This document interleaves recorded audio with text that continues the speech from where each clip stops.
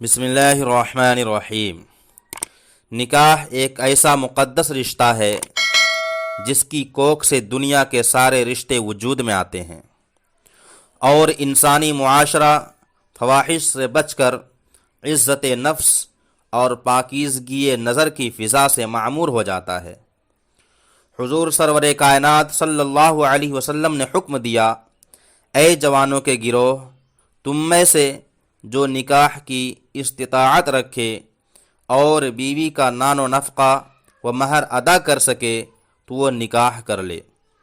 کہ اس سے نگاہ نیچی اور شرمگاہ محفوظ ہو جاتی ہے۔ تاہم میاں بیوی کے تعلقات کبھی اس قدر ناخوشگوار اور تلخ ہو جاتے ہیں کہ اس وقت دونوں میں جدائی کے سوا عافیت کی کوئی اور مناسب راہ نظر نہیں آتی۔ اسی تفریق و جدائی کو طلاق کہتے ہیں۔ لغت میں طلاق کا معنی ہے، علامہ زبیدی لکھتے ہیں، نکاح کی گرہ کھولنا اور چھوڑ دینا۔ طلاق کا اصطلاحی معنی الفاظ مخصوصہ کے ساتھ فی الفور یا ازرو معال نکاح کی قید اٹھا دینا طلاق ہے۔ طلاق مقصد نکاح کے سراسر خلاف ہے۔ دو اجنبی مرد و عورت باہمی رضامندی کے ذریعہ جب نکاح کے بندھن سے منسلک ہو کر رشتہ ازدواج قائم کر لیتے ہیں،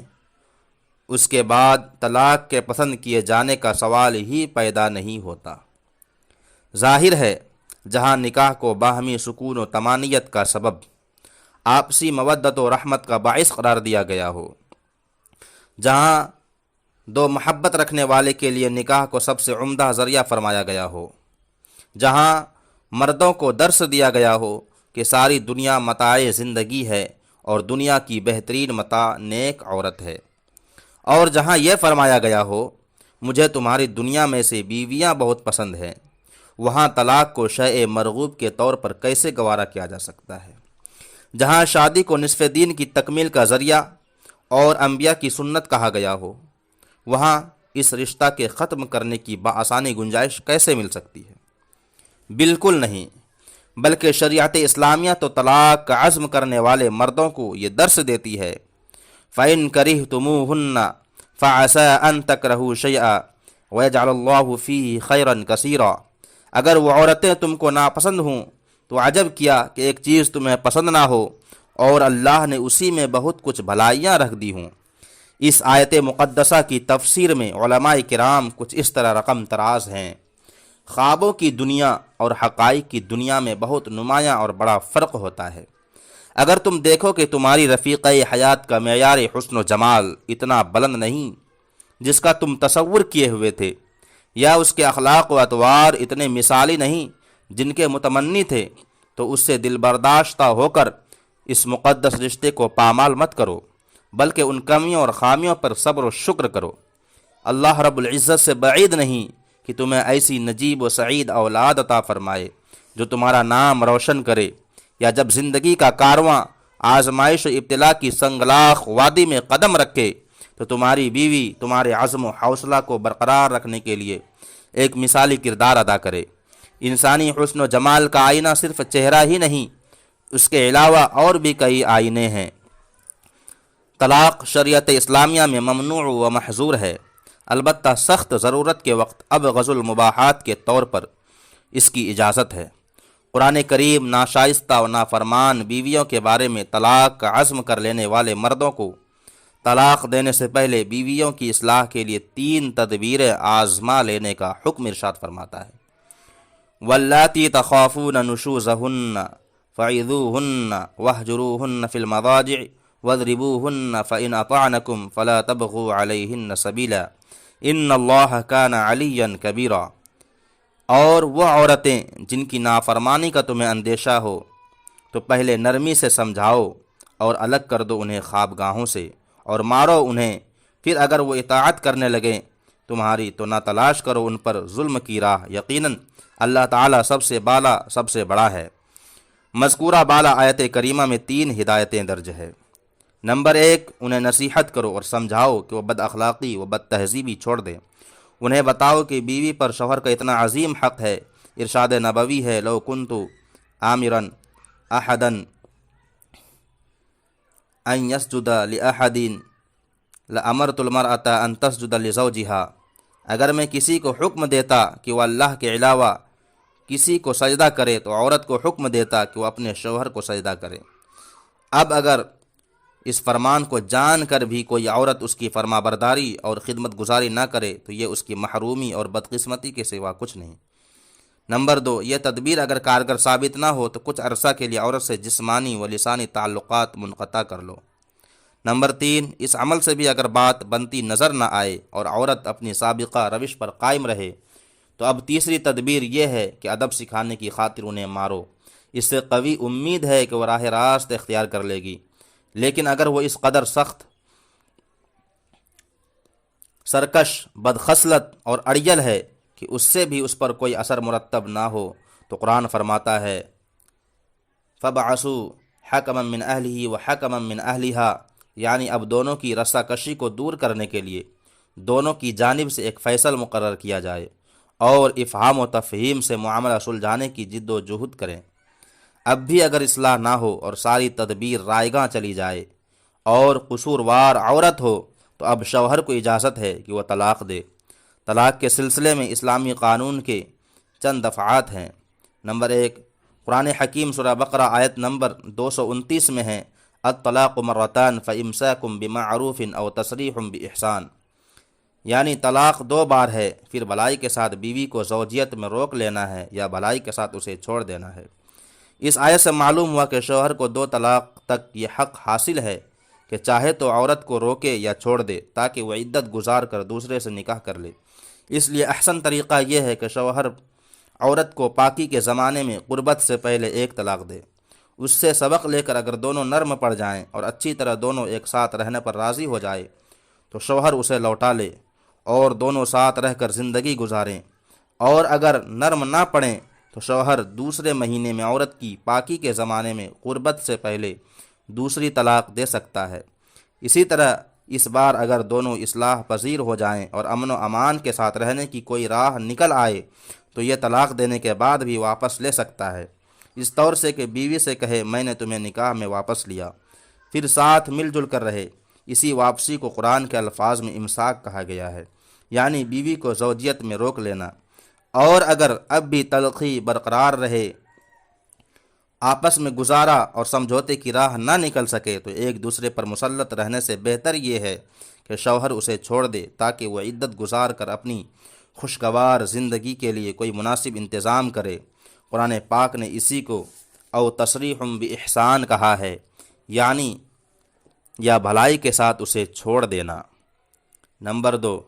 تفریق و جدائی کی آخری اور قطعی صورت ہے 3 طلاق، جس کے بعد واپسی کا راستہ ناممکن حد تک بند تو نہیں ہوتا لیکن بہت آسان بھی نہیں رہتا۔ قرآن حکیم سورہ بقرہ آیت نمبر 230 میں اس دفعہ کا ذکر ان الفاظ میں ہے فَإِن طَلَّقَهَا فَلَا تَحِلُّ لَهُ مِن بَعْدُ حَتَّى تَنكِحَ زَوْجًا غَيْرَهُ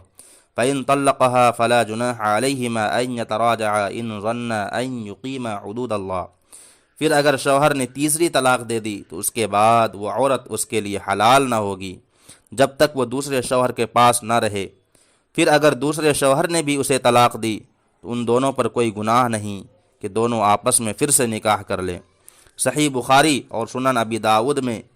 ہے، صحابی رسول حضرت عویمر اجلانی رضی اللہ تعالی عنہ نے رسول اللہ صلی اللہ علیہ وسلم کی موجودگی میں اپنی بیوی کو 3 طلاق دے دی تو رسول اللہ صلی اللہ علیہ وسلم نے تینوں طلاقیں نافذ فرما دی۔ بخاری شریف کے الفاظ ہے فَطَلَّقَهَا ثَلَاثًا قَبْلَ أَن يَأْمُرَهُ رسول اللہ صلی اللہ علیہ وسلم، پھر حضرت عویمر رضی اللہ تعالی عنہ نے رسول اللہ صلی اللہ علیہ وسلم کے حکم سے پہلے ہی اپنی عورت کو 3 طلاقیں دے دیں۔ اور سنن ابی داؤد شریف کے الفاظ ہے فَطَلَّقَهَا ثَلَاثَ تَطْلِيقَاتٍ عند رسول اللہ صلی اللہ علیہ وسلم فَأَنفَذَهُ رسول اللہ صلی اللہ علیہ وسلم، حضرت عویمر رضی اللہ تعالی عنہ نے رسول اللہ صلی اللہ علیہ وسلم کے پاس اپنی بیوی کو 3 طلاقیں دیں تو رسول اللہ صلی اللہ علیہ وسلم نے اسے نافذ فرما دیا۔ صحاح 6 کی مشہور کتاب سنن ابن ماجہ میں حضرت فاطمہ بنت قیس کا بیان ہے طلقنی زوجی ثلاثا وهو خارج الى اليمن فاجاز ذلك رسول اللہ صلی اللہ علیہ وسلم، میرے شوہر نے یمن جاتے وقت مجھے 3 طلاقیں دیں تو رسول اللہ صلی اللہ علیہ وسلم نے وہ تینوں طلاقیں نافذ کر دیں۔ حضرات، ہم نے اللہ عز و جل اور رسول اللہ صلی اللہ علیہ وسلم کا بہت واضح فرمان آپ کو سنایا ہے، جس پر ہر ہوش مند اور عقل و دانش رکھنے والے انسان پر یہ بات بالکل عیاں ہو جاتی ہے کہ اگر شوہر اپنی بیوی کو 3 طلاقیں دے تو تینوں واقع ہو جائیں گی۔ نمبر 3، شوہر عورت کو منظور نہ ہو تو وہ کچھ مال یا مہر کے بدلے شوہر سے طلاق لے سکتی ہے۔ اس دفعہ کا ذکر قرآن حکیم کی سورہ بقرہ آیت نمبر 229 میں اس طرح ہے، فَإِنْ خِفْتُمْ أَلَّا يُقِيمَا حُدُودَ اللَّهِ فَلَا جُنَاحَ عَلَيْهِمَا فِيمَا افْتَدَتْ بِهِ، پھر اگر تمہیں اندیشہ ہو کہ میاں بیوی اللہ کے حدود قائم نہ رکھ سکیں گے تو شوہر سے چھٹی لے لے، یعنی مال دے کر طلاق حاصل کر لے۔ قانون اسلامی کی یہ دفعات قرآن و حدیث میں بہت واضح الفاظ میں موجود ہیں، اس لیے مسلمان بھائیوں پر یہ بات اچھی طرح واضح رہنی چاہیے کہ یہ علماء و فقہا کا بنایا ہوا قانون نہیں بلکہ قرآن و حدیث کا جاری کردہ قانون ہے، جس کے آگے ہر مسلمان مرد و عورت کا سر خم ہے، اور سب بزبان